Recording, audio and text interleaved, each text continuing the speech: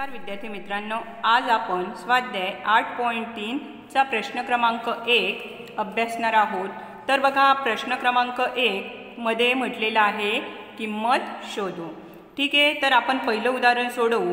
तर पहिलं उदाहरण दिलेलं आहे sin 18 अंश भागिला cos 72 अंश। ठीक आहे, तर आपल्याला सूत्र काय माहित आहे? तर बघा, आपणास माहित आहे की बरोबर। तर बघा, आपल्याला सूत्र असं माहित आहे sin A is equal to cos 90 अंश मायनस A। ठीक आहे, मग बघा sin A ऐवजी इथं किंमत काय आहे? sin 18 अंश बरोबर।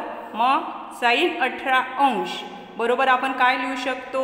cos 90 अंश वजा 18 अंश। मग बघा, तर sin 18 अंश इज इक्वल टू cos 90 अंश मायनस 18 अंश। ठीक आहे, मग बघा, तर आपण येथे हा जो sin 18 अंश आहे तर त्याची किंमत काय टाकू? तर त्याची किंमत टाकू cos 90 मायनस 18 अंश भागिला cos 72 अंश। ठीक आहे, मग बघा येथे तर cos 90 मधून 18 गेले किती? 72 अंश भागिला cos 72 अंश। जर यांना दोघांना भाग दिला तर किंमत किती मिळेल? 1। तसंच बघा आता उदाहरण क्रमांक 2। तर बघा, उदाहरण क्रमांक 2 दिलेला आहे tan 26 अंश भागिला cot 64 अंश। ठीक आहे, मग आपल्याला सूत्र काय माहीत आहे? तर आपणास असं माहीत आहे बघा, आपण ते इकडच्या साईडला लिहू की tan A बरोबर cot 90 अंश मायनस A। ठीक आहे, मग बघा, तर येथे tan A ऐवजी किंमत किती आहे? 26। मग आता आपण tan 26 is equal to cot 90 minus 26 अंश। ओके, अशा प्रकारे। मग बघा येथे बरोबर या tan 26 अंश ची किंमत आपण काय टाकू? cot 90 अंश वजा 26 अंश। मग बघा, तर येथे cot 90 अंश वजा 26 अंश भागिला cot 64 अंश। ठीक आहे, मग बघा येथे तर cot 90 मधून 26 गेले तर किती? 64 अंश भागिला cot 64 अंश बरोबर। तर भाग दिल्यास त्याला किंमत किती मिळेल? त्याची किंमत 1 मिळेल। तर बघा आता उदाहरण क्रमांक 3। तर बघा, उदाहरण क्रमांक 3 दिलेला आहे तर cos 48 अंश वजा sin 42 अंश। ठीक आहे, मग आपल्याकडे बघा सूत्र काय आहे? तर आपल्याकडे सूत्र आहे cos A is equal to sin 90 minus A। ठीक आहे, तर इथं cos A ची किंमत किती आहे? तर A ची किंमत आहे 48 अंश। ठीक आहे, तर cos 48 अंश बरोबर sin 90 अंश वजा 48 अंश। ठीक आहे, मग बघा येथे आता आपण किंमत टाकू। तर या cos 48 अंश ची किंमत काय आहे? sin 90 वजा 48 अंश। मग बघा, या cos 48 अंश ची किंमत टाकू sin 90 अंश वजा 48 अंश वजा sin 42 अंश। ठीक आहे, तर बघा हा साइन 90मधून 48 गेले तर किती 42 अंश वजा साइन 42 अंश. ठीक आहे.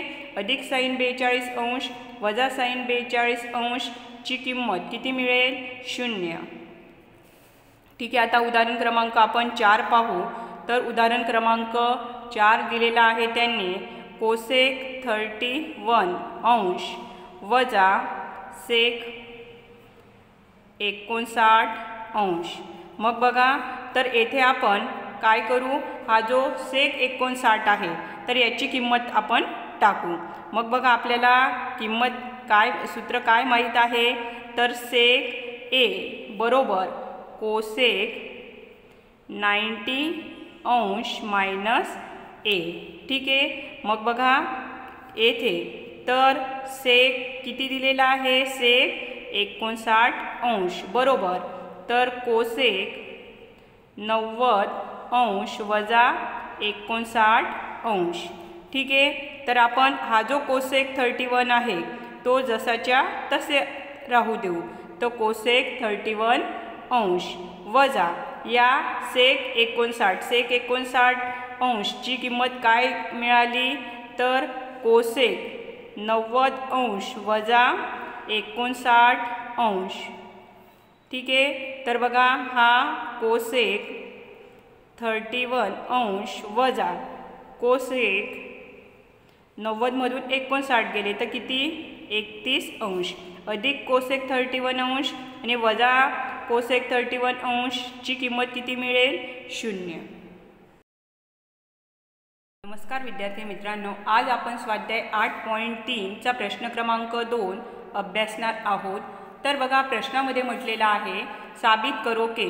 तर आपल्याला येथे LHS = RHS हे समान आहे हे आपल्याला सिद्ध करायचं आहे. तर बघा उदाहरण क्रमांक 1 दिलेला आहे tan 48 अंश गुणिला tan 23 अंश गुणिला tan 42 अंश गुणिला tan 67 अंश बरोबर 1. ठीक आहे विद्यार्थी मित्रांनो. तर येथे आपण सर्वप्रथम जी LHS आहे तर LHS लिहून घेऊ. तर LHS त्यांनी दिलेली आहे tan 48 अंश गुणिला tan 23 अंश गुणिला tan 42 अंश गुणिला tan 67 अंश. ठीक आहे. तर बघा आपल्याला सूत्र काय माहीत आहे तर बघा आपल्याला असं सूत्र माहीत आहे तर ते आपण इकडच्या साईडला लिहू की जो आहे tan A = cot 90 मायनस 90 अंश वजा A. मग बघा येथे काय दिलेलं आहे tan 48 A ची किंमत किती दिलेली आहे 48 अंश बरोबर आपण काय लिहू शकतो तर cot 90 अंश वजा 48 अंश. ठीक आहे. तसंच मग बघा आता येथे आपण किंमत टाकू. tan 48 अंशची किंमत काय टाकायची आपल्याला cot 90 अंश वजा 48 अंश गुणिला हा जो tan 42 आहे हा इथे आपण याच्या जवळ लिहून घेऊ तर tan 42 अंश. तसंच बघा आता हा जो tan 23 अंश आहे तर येथे आपण समजा येथे tan 23 अंश = किंमत काय येईल तर cot 90 अंश वजा 23 अंश. ठीक आहे. मग आपण या tan 23 अंशची किंमत काय टाकू cot 90 अंश वजा 23 अंश गुणिला tan 67 अंश.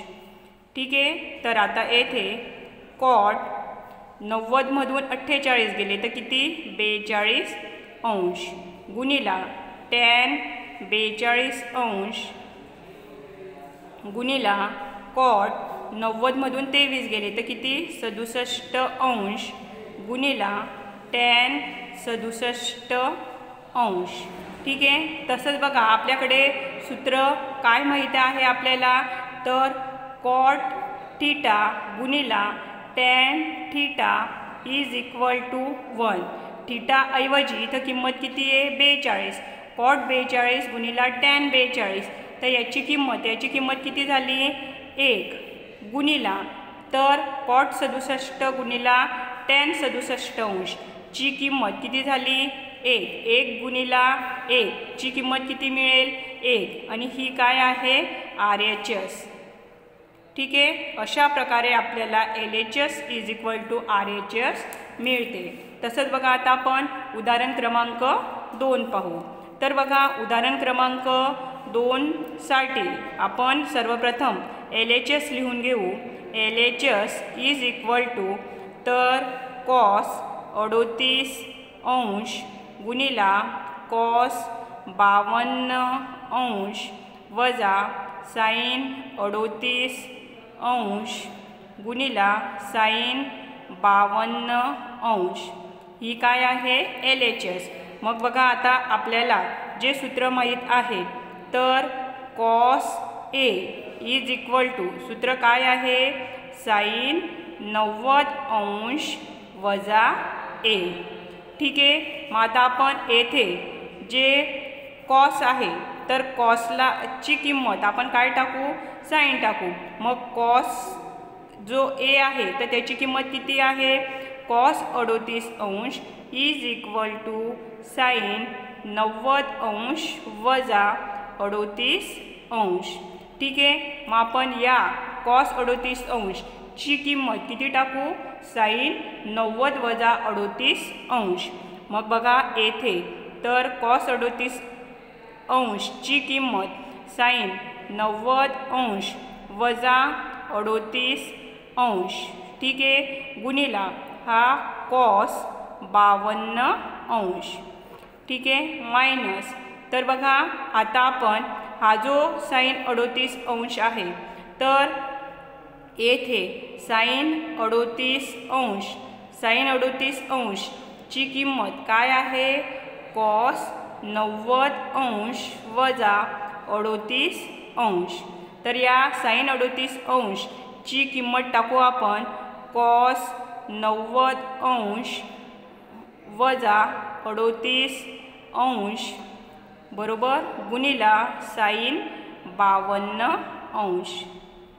तर येथे साइन 90 मधून 38 गेले तर किती 52° गुणिला तर हा कॉस 52° मायनस तर कॉस 90 मधून 38 गेले 90 मधून 38 गेले तर किती 52 तर कॉस 52° गुणिला साइन 52°. ठीक आहे. याला आपण आधी अशा प्रकारे लिहून घेऊ साइन 52° गुणिला कॉस 52° वजा तर साइनला आपण आधी लिहून घेऊ साइन 52° गुणिला कॉस 52°. ठीक आहे. हे पद धन आहे आणि हे पद ऋण आहे. सेम पद आहेत. एक धन आहे आणि एक ऋण आहे तर त्यांची बेरीज किती होईल 0 आणि हीच काय आहे RHS. ठीक आहे. अशा प्रकारे आपल्याला जी किंमत आहे तर LHS = RHS आहे हे आपल्याला सिद्ध होते.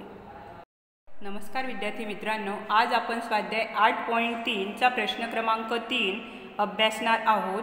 तर बघा प्रश्नामध्ये दिलेला आहे जो टॉइस ए लघुकोणનો माप होय तथा tan 2a बरोबर cot a वजा 18° होय तो a नी किंमत शोधू. ठीक आहे.